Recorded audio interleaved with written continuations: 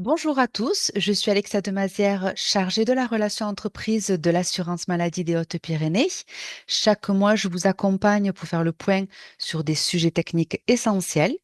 Aujourd'hui, nous allons parler du temps partiel thérapeutique. Au programme, un rappel sur la réglementation, le dernier jour de travail à retenir, le calcul de l'indemnité journalière et les modalités de saisie sur Net Entreprise. Alors, qu'est-ce que le temps partiel thérapeutique? Un temps partiel thérapeutique, TPT, permet à un salarié de reprendre son activité de manière progressive après un arrêt de travail ou parfois sans arrêt maladie en travaillant à temps réduit. Ce dispositif s'inscrit dans la prévention de la désinsertion professionnelle. Il facilite le retour à l'emploi tout en tenant compte de l'état de santé du salarié. Point essentiel. Il est prescrit par un professionnel de santé sur un CERFA d'avis d'arrêt de travail comme un arrêt de travail classique. La prescription est transmise dans les mêmes conditions qu'un arrêt classique, c'est-à-dire dans les 48 heures à l'assurance maladie et le volet 3 à l'employeur, et il doit être médicalement justifié. Point important, le temps partiel n'est pas forcément un mi-temps avec un temps de travail réduit à 50%. Le temps de travail peut être réduit entre 20 et 90% selon la prescription médicale. L'accord de l'employeur est indispensable. Il doit aménager le poste de travail ou proposer un autre poste compatible avec l'état de santé du salarié. La répartition des horaires est définie conjointement entre le salarié et l'employeur avec l'avis du médecin de travail. Pour le dernier jour de travail, pour une reprise à temps partiel thérapeutique. Dans le cas où un arrêt à temps complet se trouve avant le temps partiel thérapeutique, le dernier jour de travail correspond au dernier jour travaillé avant cet arrêt. Dans notre cas, l'assuré est en arrêt du 7 septembre au 14 décembre. Il enchaîne avec un temps partiel à compter du 15 décembre. Son dernier jour de travail et pour l'arrêt à temps complet et pour le temps partiel sera le 6 septembre, c'est-à-dire la veille de son arrêt maladie à temps complet. S'il n'y a pas d'arrêt préalable, le dernier jour travaillé sera la veille du début du temps partiel. Attention, une mise à jour de la réglementation a été récemment effectuée afin de simplifier les démarches lors d'enchaînements d'arrêt à temps complet et de temps partiel thérapeutique. Le dernier jour de travail à retenir est systématiquement celui de l'arrêt à temps complet ayant interrompu le temps partiel. Par exemple, un temps partiel est prescrit à votre salarié pour la période du 1er janvier au 31 mars. Son dernier jour de travail est donc la veille, le 31 décembre 2024. Le 1er février, l'assuré est en arrêt maladie à temps complet, donc son dernier jour de travail est de la veille, soit le 31 janvier 2025.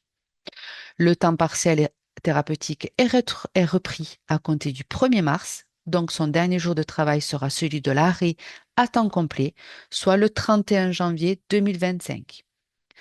Attention, cette règle ne s'applique pas lorsqu'il y a une alternance entre des arrêts liés à une affection de longue durée et des arrêts sans lien avec cette affection.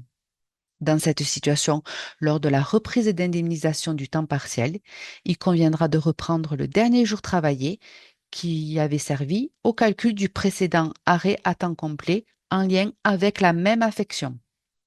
Par exemple, un assuré débute un temps partiel en lien avec une affection de longue durée à compter du 1er janvier, donc son dernier jour travaillé est le 31 décembre 2024. Le salarié est ensuite arrêté pour, par exemple, une grippe à compter du 1er février, donc son dernier jour travaillé est la veille, donc le 31 janvier 2025. À compter du 1er mars, il reprend son temps partiel en lien avec son affection de longue durée. Dans ce cas, le dernier jour de travail à retenir pour l'indemnisation du temps partiel sera utilisé avant l'interruption, c'est-à-dire le 31 décembre 2024, puisqu'il s'agit de la même affection initiale. Je vous invite à appliquer cette nouvelle règle dès maintenant, car des erreurs pourraient entraîner des complications lors de la mise à jour de notre nouvel outil de paiement qui appliquera strictement ces nouvelles règles. Pour le calcul de l'indemnité journalière, donc l'indemnité journalière temps partiel thérapeutique est calculée sur la base de la perte de salaire brut divisée par le nombre de jours prescrits. Elle est soumise à la CSG et CRDS. Le montant ne peut pas dépasser celui de l'indemnité journalière versée pour un arrêt à temps complet. Et pour que le calcul soit correct, l'attestation de salaire doit être correctement complétée. Donc, concernant l'attestation de salaire, elle doit être réalisée à terme échu, c'est-à-dire en début du mois suivant. Par exemple, pour un temps partiel du mois de février, l'attestation devra être établie début mars. Comme vous le savez, le temps partiel thérapeutique n'est pas encore intégré dans la DSN. La déclaration devra être donc faite sur Net Entreprise.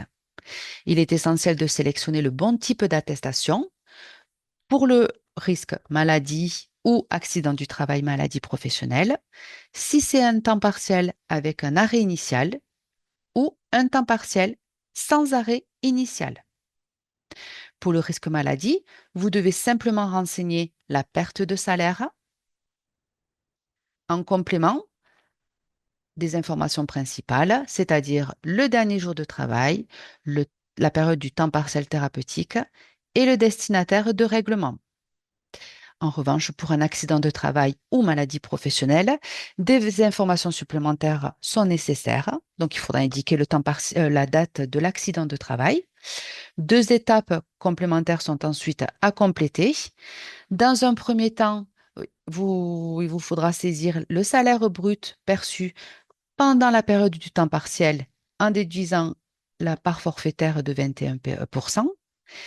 Et dans un second temps, vous renseignerez la perte de salaire sur cette même période, également après déduction des 21% de la part salariale. C'est la principale différence entre le risque maladie et le risque AT-MP. Ainsi, l'attestation de salaire en accident de travail ou maladie professionnelle comprendra le dernier jour de travail, le salaire brut sur la période du temps partiel thérapeutique, la perte de salaire correspondante et le destinataire du règlement.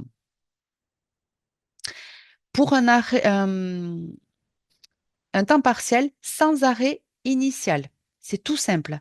Les éléments à saisir sont comme d'habitude, mais il faudra également la perte de salaire et les salaires sur la période de référence précédente, car en effet, nous avons besoin des éléments de salaire pour pouvoir comparer avec l'indemnité journalière à temps complet.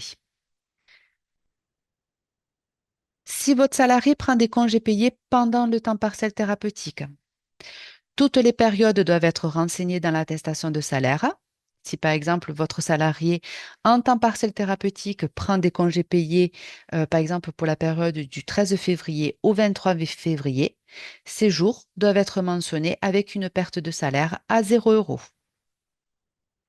Ce qu'il faut retenir, vous devez sélectionner le bon type d'attestation en temps partiel thérapeutique avec ou sans arrêt initial et avec le bon risque. Vérifiez attentivement le dernier jour de travail. Contrôlez les dates prescrites. Attention aux successions et aux interruptions par des arrêts à temps complet. Déclarez les congés payés si nécessaire et réalisez l'attestation sur Net Entreprise. Pour aller plus loin, vous trouverez des vidéos complémentaires disponibles sur les chaînes YouTube de certaines assurances maladie, comme celle des Pyrénées-Orientales ou de l'Hérault. Je vous remercie de votre attention. Je suis à votre disposition soit par téléphone au 36 79 ou soit par mail à l'adresse relations aux entreprises-651 assurance-maladie.fr. À bientôt!